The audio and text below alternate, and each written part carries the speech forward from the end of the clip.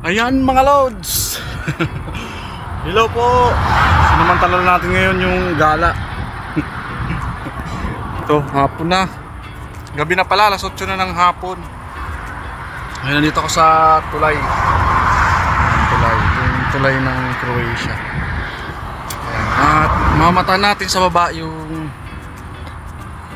ilog na pinapasyalan ko. Ayan siya, di ba? Kitang kita dito mula sa taas. Ayan o. Ayan yung ilog. Makikita nyo na bumabaw na talaga siya o. Kita nyo yung gilid. Parang may sandbar na siya. Ayan. Ang ganda ng pumasyal-pasyal dyan mga lods. Kasi medyo bumabaw na yung tubig. Ayan. Tingnan yung araw o mataas pa. Parang alas 5 pa lang ng hapon ano. Ano, taas pa.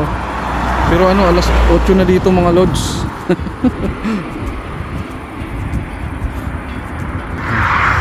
Kaya dito muna ako palipas ng oras. Dito sa tulay. Habang nanonood ako ng sunset, di ba?